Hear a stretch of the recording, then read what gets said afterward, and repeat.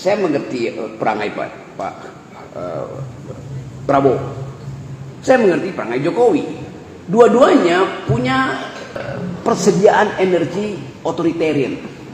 Ini oligarki Soeharto.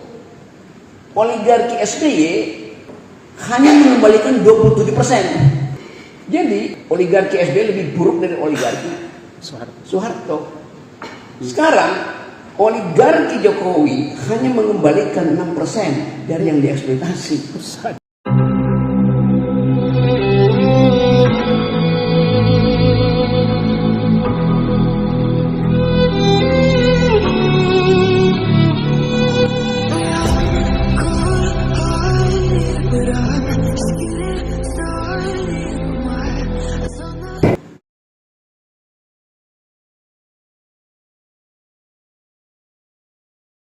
Satu waktu dia di awal 2014, ya, 2014 Jokowi baru mulai itu, saya diundang oleh gengnya TPN Mas Duki, teman-teman LSM segala macam di rumah Arvin Panigoro. Forum semacam ini ada Emi Habil, Amalhum segala macam lah orang ada di sini. Saya bilang saya nggak percaya bahwa Jokowi seperti yang kalian yakinkan ke saya bahwa dia adalah seorang demokrat. Betul. Lalu marah semua orang, jangan gitu dong Rock ini, enggak, gua taruh nama gua. Jadi kira-kira sebelum Jokowi pindah ke Jakarta, saya kasih kuliah di Universitas Negeri 11 UNS itu Surakarta di Solo itu. Saya lagi kasih kuliah, tiba-tiba masuk nota kecil. Pak Rocky, Bung Rocky, nanti setelah selesai kita mau bertemu tuh. Saya bilang oke. Saya pikir ini adalah dosen-dosen tuh, maka saya iyain aja. Setelah selesai, mereka bilang kita pergi sana. Ayo, di mana? Ke Angkringan. Angkringan di Solo. Yeah. Saya bilang agak aneh ke Angkringan di Solo. Kenapa? Ternyata anak-anak muda ini disuruh oleh namanya, lupa namanya tuh, Ketua Pemuda Rakyat yang anggota Komite Sentral Partai Komunis yang dihukum. Dia nggak di Pulau Buru, dia masuk di Cipinang. Siapa namanya itu kan? Rewang. Oh, Rewang, iya. Rewang waktu itu masih hidup di Solo. Dia sakit, dia mau datang dengan saya, tapi tiba-tiba dia sakit, dia kirim 3-4 orang anak muda itu dengan pesan, tolong beritahu pada Bung Rocky, jangan percaya omongan Jokowi bahwa dia itu merakyat. Jadi anak-anak itu bilang begini, Bung Rocky, kita lihat bagaimana media ketika dia wali kota itu mengeluk-elukkan Jokowi. Jokowi berhasil menyelesaikan problem pembinaan pasar, pedagang kaki lima segala macam itu pembinaan. Jokowi berhasil untuk membuat jalan di Solo itu mulus. Kalau ada lubang siang ini, besok pagi udah mulus itu. Rewang, bayangkan Rewang Ketua Pemuda Rakyat, anggota Komite Sentral PK yang paling muda, harus menerangkan pada saya supaya saya jangan percaya pada Jokowi. Bayangin coba. Kata Rewang, Jokowi bisa telepon malam hari, kita Jarum, kita Sinarmas segala macam untuk memperbaiki jalan yang rusak tanpa APBD. Jadi pencitraan itu udah ada sejak Wali Kota Solo. Bayangin coba. Jokowi bisa memindahkan PK itu seolah-olah 1 bulan dia nego di depan pendopo dia, padahal di bawah itu uangnya mengalir dari oligarki itu. Udah dipindahin dengan bujukan uang. Saya nggak sempat mengkonfirmasi itu lagi pada Rewang.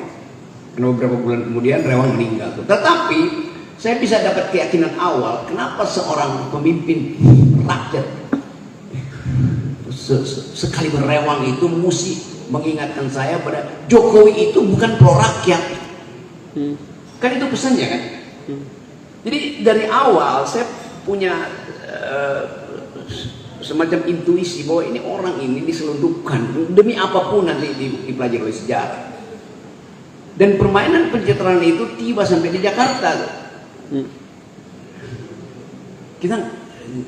Kita bisa duga ya dibawa ke Jakarta oleh Yusuf Kala, mengaku dia bawa ke Jakarta karena dia nggak punya uang lalu diyakinkan bahwa nanti akan ada uang dari PDIP atau Pak LBP juga bisa lakukan semacam penjelasan yang sama bahwa saya yang pertama kali membiayai Jokowi. Jadi apapun itu, entah itu keterangan LBP atau keterangan Yusuf Kala atau keterangan orang yang tidak mau memberi keterangan, tetap akhirnya kita tiba pada kesimpulan bahwa memang dia tidak mengerti demokrasi itu. Bahkan dia tidak paham bahwa kompetisi itu ada akhirnya tuh. Nah sekarang bayangkan misalnya bahwa sudah selesai, Jokowi masih menginginkan dari semua proses yang difilekan di dalam dirty vote itu, Jokowi di ujung pun masih menginginkan menjadi semacam ketua koalisi besar ya. Yang mungkin nanti kita buatkan itu dirty vote part 2 yang namanya dirty hand itu. Karena di belakang dirty vote pasti ada dirty hand, di belakang dirty hand ada dirty mind. Dirty mind-nya siapa? Ya mastermind-nya. Siapa mastermind-nya? Ya Jokowi. Jadi tetap kita mesti duga itu dengan kuat. Tetapi sekali lagi politik itu ada batasnya tuh, dan tentu permainan atau ambisi Jokowi itu akan dibaca sebagai penghalang pada Prabowo, menghalangi ambisi Prabowo untuk mengatur Indonesia dengan cara dia sendiri itu. Jadi tetap bagian-bagian yang kita duga akan mengalami konflik, dan saya kira saya baca Foreign Policy mulai menulis bahwa konflik antara Prabowo dan Jokowi akan terjadi dalam semester ini. Jadi sekali lagi itu tambahan keterangannya sekedar untuk mengingatkan bahwa pernah masyarakat sipil mendorong Jokowi, dan kesepakatan kita sebetulnya diam-diam waktu Jokowi periode pertama, kita masyarakat sipil ikut membantu merumuskan apa poin-poin yang diperlukan supaya Jokowi itu bisa kita didik. Saya pakai kata itu pada Teten waktu itu, kita didik tentang civilian value. Waktu Teten masuk ke dalam kabinet beberapa kali ketemu, gimana Ten? Lu kan orang keduanya di kabinet. Maksudnya lu bisa panggil Panglima TNI, Kapolri atas nama Presiden. Gimana kalau ketuaan gua bohong? Siapa yang mau cek? Kalau saya bilang Teten, kalau lu panggil Panglima TNI bilang atas nama Presiden, Anda datang ke tempat saya tuh, karena Anda orang kedua di Republik ini itu. Panggil Panglima Polri untuk semua kasus Papua apa kayak itu, minta penjelasan. Nggak mungkin Panglima minta mana buktinya bahwa saya dipanggil Presiden. Masa dia mau ngecek pada Jokowi kan? Jadi sebetulnya ada satu keadaan atau satu periode ketika masyarakat sipil berkuasa di sana. Iya, cuman mental masyarakat sipil ini takut bertatapan dengan tentara yang ada di situ kan. Betul. Kan kita tahu kapasitas TNI, Sukarni, Rinagit, sebut aja semua itu. Takut untuk menerima konsekuensi bahwa dia itu ada di dalam posisi untuk menentukan arah demokrasi. Sayang sekali. Akibatnya Teten hilang, diganti LBP, terus saja diganti Muldoko. Habis. Jadi itu juga yang berlangsung di kalangan paling dekat dengan lingkaran Jokowi yang isinya RSM, yang ahli tentang human rights, ahli tentang tanah, ahli tentang lingkungan, akhirnya jadi caloknya Jokowi kan. Kan itu soalnya. Jadi harusnya ada semacam perjanjian yang tidak tertulis, semacam tacit agreement, bahwa mereka yang kita minta untuk datang ke istana itu untuk menjaga Jokowi mestinya melapor pada kita yang di luar, kan etikanya begitu. Sekarang terbalik-balik itu, dia ada di dalam, kalau kita mau minta pertanggungjawaban dia nggak mau, bahkan menemui teman LSM-nya dia nggak mau, masih tulis logbook tuh, saya mau telepon Rocky Gerung jam sekian sampai jam sekian karena diminta Muldoko, saya mesti tulis logbook. Jadi mental masyarakat sipil kalah di dalam persaingan psikologi politik di istana, itu rumusnya tuh. Mentalnya kalah dalam pertandingan psikologi politik dari awal. Nah itu yang kemudian menunjukkan pada kita betapa kita gagal membentengi Jokowi, dan yang berhasil menguasai istana adalah tetap kekuatan Orde Baru dan oligarki yang baru untuk mengendalikan ekonomi dan politik. Kira-kira itu gambaran makronya. Terima kasih. Lihat. Kalau misalnya NTT menganggap bahwa Jokowi itu mensejahterakan rakyat ini itu, raport humanity-nya itu lebih terasa dibandingkan dengan sebelumnya. Itu artinya ada trade off antara perlakuan Jokowi di NTT dan perlakuan Jokowi di tempat lain misalnya. Kan mestinya begitu yang terjadi kan. Oke, saya kasih perbandingan aja. Orang bilang Jokowi mensejahterakan Indonesia melalui hilirisasi, eksaktindasi. Soeharto ketika dia berkuasa, dia memelihara oligarki. Oligarki itu diberi hak eksklusif untuk mengeksploitasi sumber daya kita, terutama hutan pada waktu itu, HPH itu.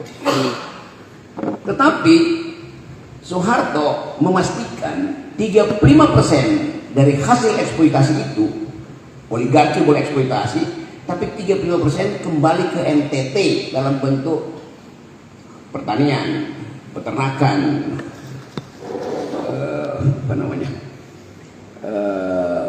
puskesmas, jalan kabupaten, SD Impres. Bukan cuma di NTT, di seluruh Indonesia itu. Jadi oligarki yang dipelihara oleh Soeharto menghasilkan 35% cashbacknya ke masyarakat. Ini oligarki Soeharto. Oligarki SBY hanya mengembalikan 27% hasil eksploitasi dia ke masyarakat. Jadi lebih buruk SBY, oligarki SBY lebih buruk dari oligarki Soeharto. Sekarang oligarki Jokowi hanya mengembalikan 6% dari yang dieksploitasi. Kan datanya itu kan. Jadi kalau NTT bilang, ya Jokowi, iya, waktu Jokowi mengasuh NTT, pada saat yang sama dia tidak mengasuh yang lain. Karena cuma 6% hasil. Apalagi kalau kita bayangkan misalnya NTT dan Solo itu 90% dimanjakan oleh Jokowi dibandingkan NTT. Kan cara kita membandingkan kan. Mestinya NTT itu cemburu pada Solo, kan begitu kan dasarnya. Gibran ekonominya 5%, iya, tapi dia nggak pakai APBD. Telepon semua menteri, investasi di situ, selesai problem. Jadi mestinya tetap dianggap bahwa Jokowi tetap memihak pada dinasinya, bukan memihak pada. Tapi udah itu sekedar saya membandingkan supaya kita jangan anggap bahwa kemajuan Indonesia itu hanya NTT misalnya di zaman Jokowi, penggalan Jokowi tertentu tuh. Kalau kita lihat Rempang lalu berubah cara kita berpikir. Artinya ada sumber daya yang dirampas oleh Jokowi untuk ditaruh di daerah yang lain. Trade off-nya terjadi begitu. Satu waktu saya ketemu Fadil Rahman di bandara. Rok, lu bener lu, gue minta maaf nih. Ya ngapain? Terlambat gue nyadari lu. Ini lebih baik terlambat daripada bungu terus-menerus. Itu sama juga dengan PDIP yang lakuin saya. Banyak-banyak. Akhirnya satu-satu minta maaf. Tapi saya bilang itu bukan salah kalian. Itu kalian gagal berpikir, itu aja tuh. Masalah kita adalah gagal berpikir. Kalau bisa berpikir, Anda tidak akan bikin kesalahan itu. Jadi saya kira itu, ini sekedar menerangkan apa yang saya boleh sebut sebagai saya dari awal saya membuat guesstimation terhadap Jokowi. Itu guessing by estimation. Saya menduga sambil mengukur, dan saya mengukur apa yang saya duga. Dan sekarang dugaan dan ukuran saya yang benar. Terima kasih. Soal totalitarianisme tadi bagaimana? Oke, itu ya. Dari awal juga saya mengerti perangai Pak Prabowo. Saya mengerti perangai Jokowi. Dua-duanya punya persediaan energi otoritarian. Jelas. Presiden and otoritarian. Pada Prabowo ini kesempatan terakhir bagi dia untuk memulihkan semua hal yang pernah ditudingkan pada dia. Jadi seandainya Pak Prabowo nggak jadi presiden, akan melekat di dia itu tentang pelanggaran HAM, anak buahnya Soeharto segala macam. Kalau dia jadi presiden, dia pasti akan berupaya untuk membersihkan itu. Psikologinya kan begitu. Jadi Jokowi ada satu-satunya peralatan untuk memungkinkan Prabowo jadi presiden. Yang tidak pernah dipikirkan adalah Jokowi akhirnya sodorkan Gibran. Itu aja masalahnya kan. Tapi Jokowi sendiri, ketika Prabowo memutuskan masuk ke kabinet, pasti itu akan jadi alat stepping stone Prabowo untuk dapat sebagai presiden. Buat apa? Bukan sekedar buat jadi presiden, tapi untuk memutihkan semua hal yang dianggap lembaran gelap dia tuh. Sebagai orang yang pernah mengalami kejayaan, tiba-tiba tenggelam lalu ingin pulihkan. Problemnya sekarang adalah kalau keinginan itu melampaui apa yang seharusnya dia lakukan itu, eksesif dari power itu, balik lagi pada kontrol masyarakat sipil. Jadi kemungkinan itu mesti kita baca dari dalam cara berpikir Prabowo. Prabowo ingin dia tidak lagi dikenang sebagai pecundang atau pelanggar hak asasi manusia. Itu saya kira prinsip pertama tuh. Bagi kecuali sistem demokrasi kita memang akan menuju pada totalitarisme, tapi kontrol internasional kuat sekali tuh. Dan saya kira Prabowo mengerti itu. Jadi di dalam analisis saya, Prabowo ingin memperlihatkan kepemimpinan dia pertama-tama justru untuk merem atau menghapus jejak-jejak pelanggaran HAM di dia. Kalau dia ulangi, itu benar-benar bagaimana mungkin kalau dia ulangi, dia mau dapat investasi dari mana? Investasi asing pasti akan persoalkan itu. Jadi Prabowo pasti akan mempromosikan human rights dari segi teori psikologi dia tuh. Kan itu dasarnya kan. Bukan saya bilang bahwa dia demokrat, bukan. Tapi dari cara dia berpikir, dia berupaya untuk jadi simbol dunia. Nah kalau dia kembali pada basic traits-nya itu, personality dia, dan kemudian mulai menunjukkan sifat-sifat otoritarian yang kita tahu hari-hari ini mungkin kan membuat lagi struktur komando TNI segala macam, ya itu juga konyol akhirnya nantinya kan. Dan itu nggak mungkin dibiarkan oleh masyarakat demokrasi dunia atau global civil society itu satu. Jokowi tetap dia punya perangai melampaui Prabowo otoritarismenya. Kalau Prabowo otoritarianisme triknya itu basisnya adalah military efficiency, semuanya mau efisien, komando is komando tuh. Itu lebih masuk akal. Tapi Jokowi diam-diam dia menyelundupkan keinginan dia secara hegemonik untuk mengatur semua hal. Kan lebih berbahaya orang sipil yang punya watak militer daripada orang militer daripada watak militer dari orang militer. Itu dasarnya begitu kan. Jadi kita akhirnya sebagai mantan, kalau saya pakai psikologi Anda, saya misalnya kalau pro Jokowi, saya akan bilang bahaya kalau Prabowo berkuasa. Mending saya aja Jokowi. Tapi Jokowi lebih bengis dari Prabowo dalam segi kebijakan politik. Dasarnya cuma itu. Dinasti itu adalah bentuk kebengisan pertama dari Jokowi itu. Dia kurang ngajar terhadap demokrasi. Jelas itu. Sinyal ini dibaca dengan baik oleh publik internasional.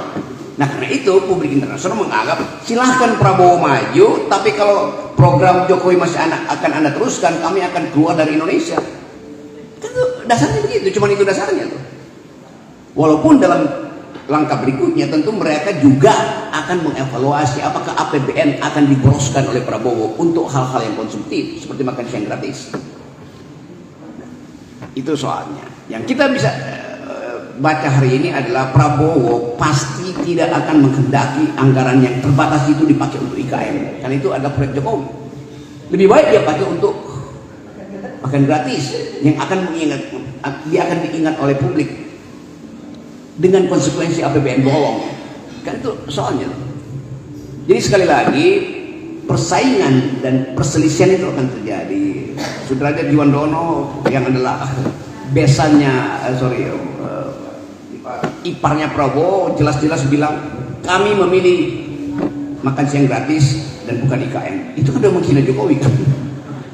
Jadi kelihatannya battlefield itu akan terjadi itu bukan karena kita menginginkan, tapi itu faktor-faktor sosiologis yang pasti terjadi.